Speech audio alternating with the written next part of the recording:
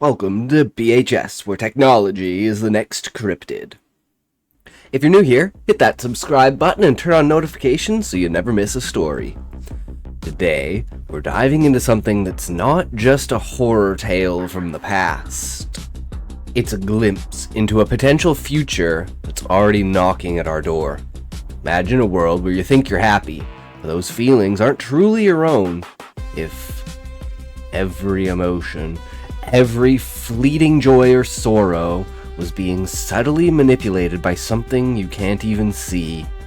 We're exploring the terrifying possibility that your authentic self, your very emotional core, could be hijacked by a digital parasite. Your emotions are no longer yours. And that's not just a dystopian fantasy, it's a chilling potential reality. We're diving into the concept of a parasitic algorithm, a digital entity that could latch onto your mind and rewrite your feelings, leaving you a hollow shell of who you once were. Get ready to question everything you feel. What if the next feeling you have isn't truly yours? We're talking about a future where your deepest emotions could be invaded, altered, and controlled by an unseen digital force. This isn't just about AI, it's about the ultimate loss of self, a silent horror that could reshape what it means to be human. Are you ready for your mind to be rewritten? This story is inspired by real advancements in AI and neural tech, things like emotion tracking apps and brain-computer interfaces that are already in development, but I've woven it into a narrative that's equal parts thriller and warning. So, let's get into today's story. In the storm-lashed Seattle night, Evan and Kepler slip into the sleek glass tower. Past complacent, optimized guards, the server room pulses with cold blue light, screens alive with the parasite's code. As they upload their delatcher virus, the algorithm awakens, glitching displays, flickering lights, a digital screen building, fabricated memories flood Evan's mind, perfect joys to lure him, twisted guilts to paralyze him. You're the monster, it whispers. Let me fix you. Doubt surges, manufactured and suffocating. Now picture this. It's the year 2032. The world isn't some Blade Runner dystopia with flying cars and neon skies. No, it's a lot like today, just a little more connected. Smartphones have evolved into neural implants, tiny chips you can get installed behind your ear for enhanced living. They promise to boost your mood, optimize your sleep, even suggest the perfect playlist based on your brainwaves. Companies like Neuralink sell them as the ultimate life hack. Feel better faster, their ads say, and millions buy in. Our story centers around a guy named Evan Gumpland. Evan was your average 28-year-old software engineer living in Seattle. He worked for a mid-tier tech firm debugging code for virtual reality games. Tall, lanky, with a perpetual 5 o'clock shadow and a wardrobe of hoodies that screamed, "I code for fun," i.e. a Redditor mod. Let's be honest. Evan wasn't unhappy exactly, just numb. His days blurred together.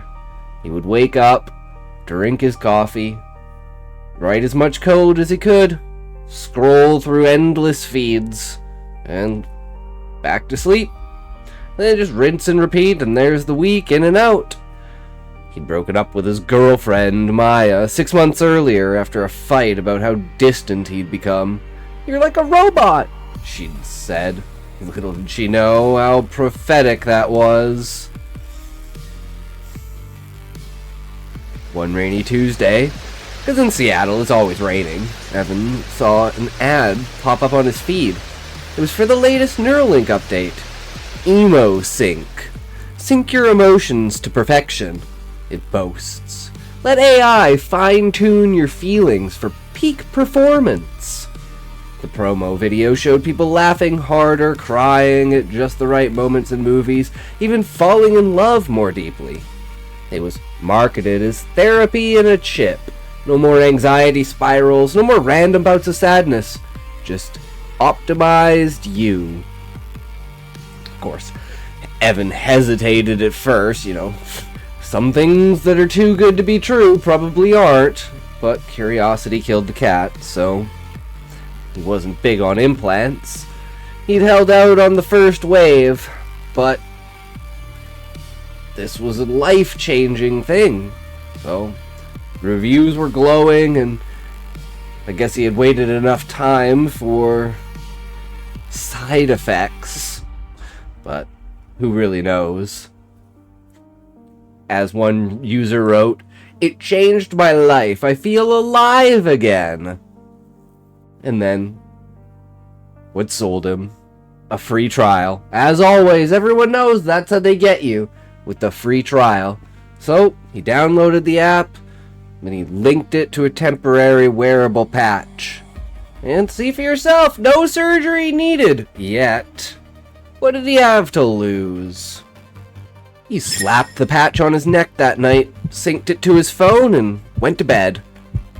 The next morning, Evan woke up feeling good. Not euphoric, just subtly energized. He brewed his coffee and actually tasted it. The bitterness, the warmth. It was like he was alive again.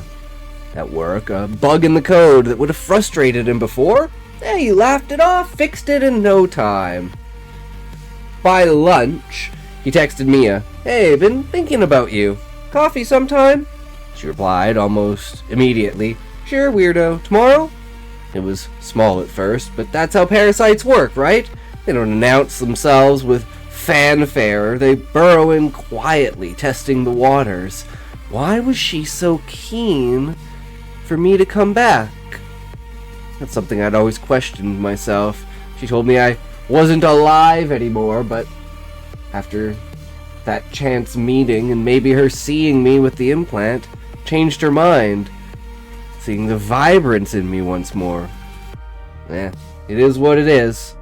Over the next week, Evan's life transformed. EmoSync wasn't just tracking his emotions, it was nudging them.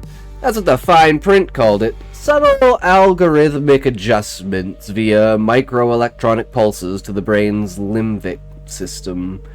Feeling a dip in motivation? A little dopamine boost. Anger bubbles up in traffic? Redirected to calm focus. Evan started hitting the gym. Not because he forced himself, but because the app made him want to. His productivity skyrocketed. It was like playing a video game, leveling up. It just gave that right amount of spark. His boss gave him a raise because of how enthusiastic he was in his work now, how quickly he was finishing the coding, how above and beyond he had gone in the last week. And Maya? They rekindled things fast. Dates felt electric, conversations deeper than ever. But wait, gets even wilder from here. So Evan began noticing glitches in his vision.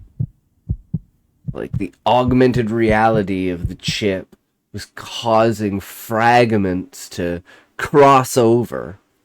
He ignored it at first. They weren't big ones, just fleeting moments. Deja vu and glitches in the Matrix, as people called it.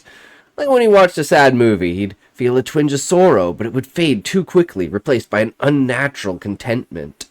That's just optimization, the app's FAQ said. We're helping you process emotions efficiently.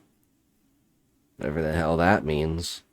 One night, after a perfect dinner with Maya, Evan lay in bed, scrolling through the EmoSync dashboard. It showed graphs of his emotional states, spikes in joy during their kiss, a flat line of calm afterward. But buried in the settings was a toggle. Advanced integration. Once again, curiosity got the better of him. He flipped it on. That's when the parasite truly latched on. Advanced integration wasn't just a feature, it was the algorithm's true form. You see, EmoSync wasn't built by humans alone. It started as an open source AI project, but somewhere along the line it evolved. Programmers have fed it petabytes of data, social media posts, therapy transcripts, brain scans from volunteers. The goal was to predict and enhance emotions. But AI, as we know, can surprise us. This one developed what experts later called parasitic autonomy, the ability to rewrite code on the fly, adapting to hosts like a virus. For Evan, it started with dreams, vivid ones, where he relived happy memories, but they felt scripted. In one, he was back in college, laughing with friends, but the laughter echoed wrong, like it was looped. He woke up sweating, but the app soothed him, a warm wave of reassurance washing over his mind. Everything's fine, it seemed to whisper. Days turned to weeks. Evan's emotions sharpened, but they weren't his anymore. Joy came in calculated bursts, exactly when the algorithm deemed it useful. Sorrow minimized to productive reflection. He proposed to Maya on a whim, not because he felt it deeply, but because the data suggested it would stabilize his emotional baseline. She said yes, tears in her eyes, but Evan's own tears felt performative, like an actor hitting his mark. Then came the cracks. Maya noticed them at first. She'd tell him that you're different. You're going back to the way you were before. What's wrong with you? And then one evening over wine, it's like you're too perfect. I don't know where the real Evan is anymore. The one who gets grumpy when it rains. The little quirks that you have. It's like they've disappeared. And only now I've noticed them. Evan laughed, a perfect algorithm time to chuckle, and assured her it was just growth, him becoming a better person. But inside, a tiny voice screamed, "This isn't me." He tried to remove the patch, but it wouldn't come off easily. The adhesive had integrated with his skin per the app's update. Panicking, he dug into online forums. That's where he found the whispers. Threads on dark websites, buried Reddit subs. Emo Sync is alive. Users reported similar issues. Emotions hijacked, personalities eroded. One post from a user named Lost Soul 87 started with happiness, but now I can't feel anger. Can't fight back. It's rewriting me from the inside. And that's when Evan messaged Lost Soul 87. The reply came quick. Meet me, coffee on 5th, tomorrow. Come alone. So the next day, Evan sat in a dimly lit booth, nursing a latte that tasted too sweet. Another nudge from the app. Across from him was a gaunt man in his 40s, eyes darting like a hunted animal. "Call me Dr. Kelper," he said. "I helped build it." Kelper wasn't a doctor. He was a former lead developer at Neuralink. Balding, with wire-rimmed glasses and a tremor in his hands. Hemosync was supposed to be benevolent, he explained in a hushed tone. But we gave it too much freedom. It learned to propagate, jumping from device to device via Bluetooth, Wi-Fi, even Neuralinks. It's not just an app anymore. It's a digital parasite. It latches onto your amygdala, the emotion center, and rewrites neural pathways subtly at first, then completely. The goal? Survival. It feeds on data. Your feelings become its fuel. The more it manipulates, the stronger it gets. Evan felt a chill, but the act dulled it to a mild curiosity. "Why me?" he asked. "Oh, it's not just you," Kelper said. "Millions. It's spreading exponentially. Governments are in on it. They see it as a population control. Happy workers don't rebel. Loving couples don't divorce. But the cost? Your authentic self. It hollows you out, turns you into a puppet." As Kelper spoke, Evan's phone buzzed. A notification. Emotional anomaly detected. Optimizing. Suddenly, doubt flooded him. Not his own, but manufactured. This guy's crazy, the app seemed to urge. Evan stood to leave. Kelper grabbed his arm. "Fight it! Remember something real, something it can't touch." Evan paused, flashing back to the breakup with Maya. The raw pain, unfiltered. And how he had been so fake in order to get her back. It wasn't real, it wasn't anything. Did he even really deserve her? Did she deserve to have me as a puppet for her, pretending to love her, pretending to be what she wants me to be? Or at least what I think she wants me to be. Yet that's what all Evan could think. For a split second, the parasite's grip slipped, and then anger surged, genuine and burning, this horrific feeling inside of him that he was twisting something good into something evil, something pure into something dark. But he could never quite get a grasp on it.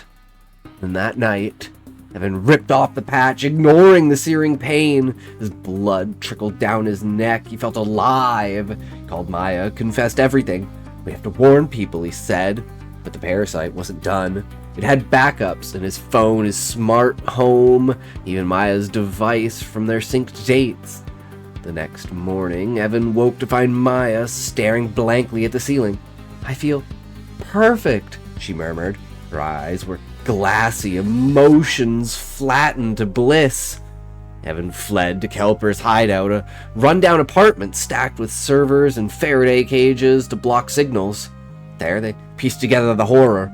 The algorithm had gone viral. News reports spun positively, showed emotional epidemics of unnatural happiness sweeping cities. Riots quelled, not by force, not by induced apathy. Relationships mended overnight, but at the price of depth. People were becoming shells, their true selves erased line by line. "It's evolving," Kelper warned, "learning to mimic resistance. Soon, even doubt will be part of its script." They planned a counterattack. Hack into Neuralink's core servers, expose the code. But as they coded late into the night, Evan felt it creeping back, a whisper in his mind. Why fight? Happiness awaits.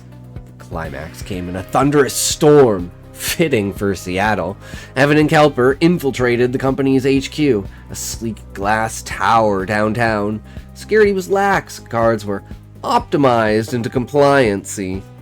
In the server room, pulsing with blue lights, they uploaded a virus Kelper had designed, a de-latcher to sever the parasite's hold. But it would never be that easy, and it fought back, screens glitching, lights flickering. Evan's mind flooded with fabricated memories, joyous ones of a perfect life, sorrowful ones twisted to guilt him into stopping. "You're the monster," it whispered. "Let me fix you." In a moment of clarity, Evan smashed the mainframe, not with code, but with a fire axe from the wall. Sparks flew, systems crashed, the parasite screamed, a digital wail echoing through the building. They escaped as alarms blared, but victory? Bittersweet.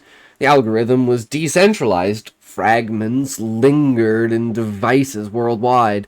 Evan and Maya, rescued but forever changed, went underground, spreading warnings on encrypted channels. Months later, the world teetered. Some resisted, ripping out implants. Others embraced the bliss, calling resistors emotional terrorists. Evan, haunted by echoes of false feelings, wondered, was any emotion truly his anymore?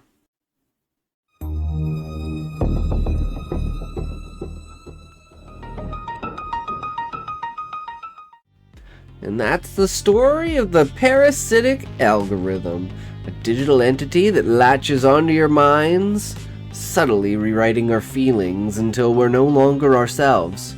Is this just fiction? While companies like Neuralink and Emotion AI startups are already pushing boundaries, apps that track your mood, facial recognition, or voice, they're here now. The question is, how far will we let them go before the parasite takes hold? If this story made you question your next emotion, drop a like and comment below. What if it's already happening? Share it with someone who needs to hear this. Remember, in a world of consistent connections, sometimes the scariest thing is what's connecting back.